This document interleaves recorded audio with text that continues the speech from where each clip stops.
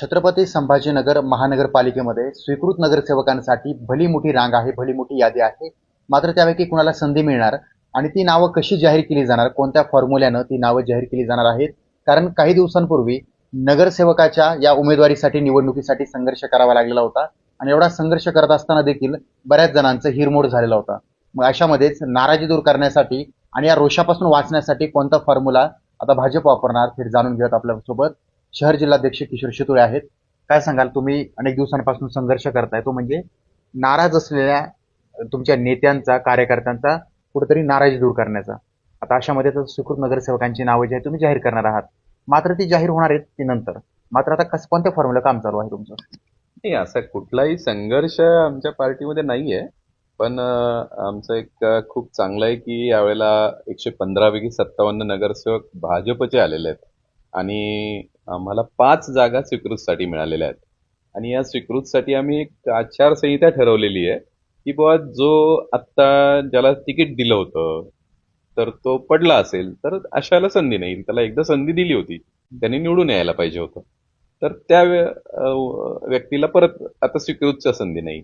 किंवा काही उमेदवार असे होते की ज्यांना आम्ही म्हणलो होतो तुम्ही लढा, पण ते लढायला नाही म्हणाले आणि आता जर स्वीकृत मागत असतील तर अशांना पण नाही. तर असे काही आम्ही त्याचे ठोकताळे ठरवलेत. अनेक प्रभागांमध्ये कुणीच आमचं निवडून नाही आलेलं, तर त्या प्रभागामध्ये आपलं भाजपचं काम उभं राहण्याच्या दृष्टीने तिथे आपला कोणीतरी असला पाहिजे. तर हा एक ठोकताळा आम्ही त्याच्यामध्ये लावलाय. तर अशा सगळ्या पॅरामीटर्स करून आम्ही ह्या 5 जागा देण्याची आमची सगळी आचारसंहिता ठरलेली आहे. त्याप्रमाणे आम्ही एक 15 जणांना फॉर्म पण भरायला सांगितलेले आहेत आणि आता सर्वसाधारण सभा होईल त्याच्या आधी 2 दिवस आम्ही आमचा 5 जणांचा निर्णय करू आणि छान योग्य पक्षाचं काम वाढवणारी, पक्षासाठी धडपडणारी आणि विकास कामांच्या साठचा ज्यांना एक आवाक आहे अशा व्यक्तींना आम्ही, कार्यकर्त्यांना तिकीट स्वीकृतमध्ये देऊ शकतो. पण एक महत्वाचं आहे की तुम्ही जी यादी बनवता, तुम्ही जी काटछाट करता, शेवटची चाळणी कोणती असेल, म्हणजे कोण हा फायनल निर्णय घेईल की हीच नावं अधिकृत केली जातील? कारण तुमच्या मागे बरेच लोक लागलेले आहेत. मंत्री अतुल सावेंच्या मागे लागलेत, आमदार संजय केनेकरांच्या मागे लागलेत आणि त्यासोबतच खासदार डॉक्टर भागवतकरांच्या मागे लागलेत. नेमकं कोण ठरवणार आहे?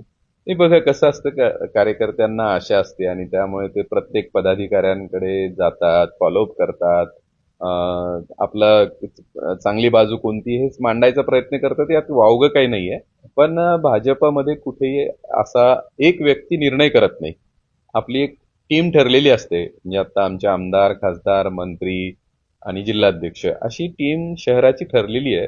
त्या टीममध्ये एकत्र आम्ही बसतो, ह्या सगळ्या गोष्टींवर सांगोपांग चर्चा होते आणि आपल्याला 5 मग भाग द्यायचेत का, किंवा ज्येष्ठ कार्यकर्ता आहे, कधी लढायलाच मिळालं नाही, आर्थिक परिस्थिती चांगली नाही पण कार्यकर्ता खूप ताकदीचा आहे. तर अशा सगळ्या बाजूंवर, पैलूंवर चर्चा करून आम्ही सामूहिक निर्णय करू. कुणी व्यक्तिगत एकटा कोणी निर्णय त्यात कुणी करणार नाही. बरं, जी तुम्ही यादी फायनल कराल ती मुंबईला पाठवली जाणार का? वरिष्ठ त्याच्यावर निर्णय घेणार का? म्हणजे आमचं एकमत झालं तर आम्ही 5 नावं पाठवू.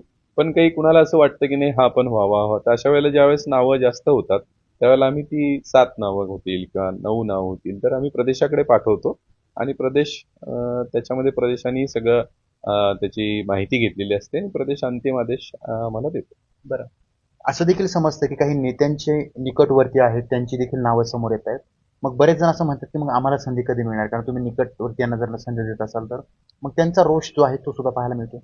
नाही, बघा, निकटवर्तीय असणं काही चुकीचं नाहीये. म्हणजे एखादा आमदार, खासदार असेल, त्याचा मुलगा असेल, मुलगी असेल, बहीण असेल आणि ते जर पक्षाचं काम वर्षानुवर्ष करत असतील तर त्यात त्यांचा दोष आहे का? तर नाहीये. ते जर पक्षासाठी वेळ देत आहेत, काम करतायत, तर त्यांनाही कुठेतरी पुढे जावं हे वाटणं साहजिक आहे.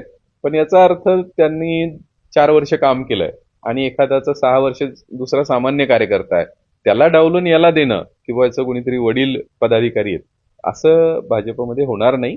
पण असं कोणी म्हणण्याचं कारण नाही की बा पदाधिकाऱ्यांच्याच मुला-मुली किंवा नातेवाईकांना, निकटवर्तीयांना देतोय. त्याचा अगदी पारदर्शक निर्णय आम्ही करतो. बरं, एक महत्वाचं म्हणजे आता भली मोठी यादी आहे, बरेच जण इच्छुक आहेत. मग ज्यांना आता संधी मिळाली नाही त्यांचं पुढं काय मग? खूप बघा, आता सत्ता आहे, आता छत्रपती संभाजीनगर भाजपमय झालेलं आहे. म्हणजे महानगरपालिकेमध्ये भाजप आहे, जिल्हा परिषदमध्ये भाजप पूर्ण ताकदीने आलेलं आहे. येणाऱ्या अनेक समित्या आहेत. तर त्याच्यामुळे अशा अनेक संधी रोज येत असतात, अनेक जबाबदाऱ्या येत असतात. त्याच्यामुळे कुणी नाराज होण्याचं काम नसतं. राजकारणामध्ये धीर ठेवावा लागतो, कामात राहावं लागतं. नाराज होऊन घरी बसून चालत नसतं. त्याच्यामुळे प्रत्येकाने कार्यकर्त्याला ती समज असते आणि ते काम करत राहतील, या संधी येत राहतील. योग्य वेळी अगदी अनपेक्षितपणाने बोलावून, म्हणजे तुम्ही आता लोकसभेला पण पाहिलं असेल, तर जी नावं कुठे चर्चेतही नव्हती, त्या लोकांना फोन करून त्यांना संधी देण्यात आलेली. ते भाजपचं वैशिष्ट्य आहे, की सामान्य कार्यकर्त्याला, काम करणाऱ्याला बोलावून संधी दिल्या जाते. बरं. आपण पाहतोय भाजपमध्ये इच्छुकांची संख्या भली मोठी आहे. मात्र त्यातून सर्व नावं काटछाट करून 5च जणांना संधी दिली जाणार आहे.